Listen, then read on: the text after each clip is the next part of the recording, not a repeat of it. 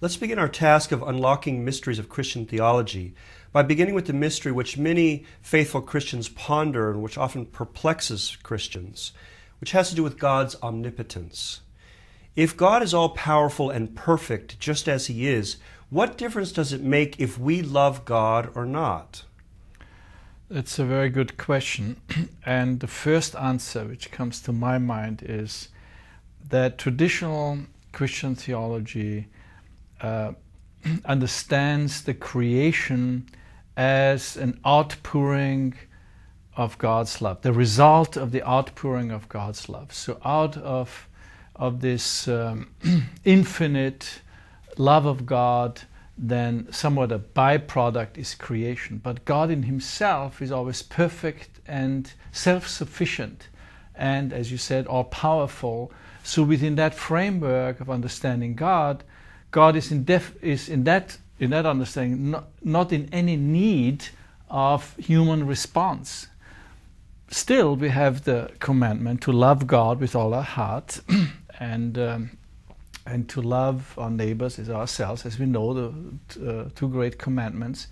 And so the question is then, what difference does our response to God make? And so the answer to that is that we need to somewhat revise that whole notion of perfection and omnipotence.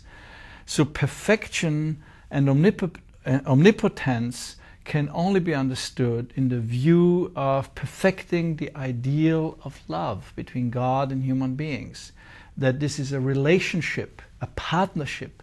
So if God creates us as human beings for an ultimate experience of His love in partnership with human beings, then God gives to us all the qualities which are in His character and in His heart.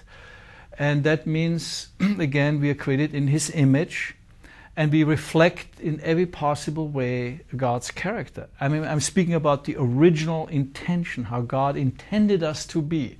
Even if at this point we may have gone astray and we may not fulfill that, but in terms of a potential, who we are, in our original being, we should be fully the image of God and live in this partnership of love with God. And obviously, if we have a partnership of love, then God endows us also with that freedom to respond to His love.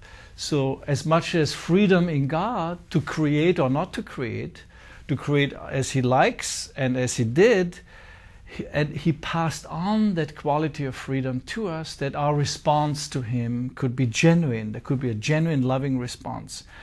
And in that sense, we see that God's omnipotence includes a self-limitation, because if He gives full freedom to human beings, He passes on that quality of a free response to love to human beings. And so human beings, on the other hand, are free to respond to God's love or not, as we see it in our society. So we see being all-powerful is qualified with the gift of human freedom, and which is part of the nature of love that is needed. Otherwise, love wouldn't be genuine in this response.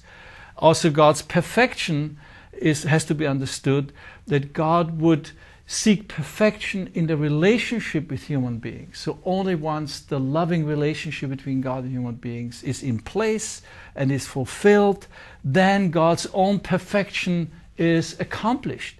So in other words, God is somewhat perfecting His own being through the perfection of human beings for the sake of accomplishing the ideal of love, if that could be fathomed.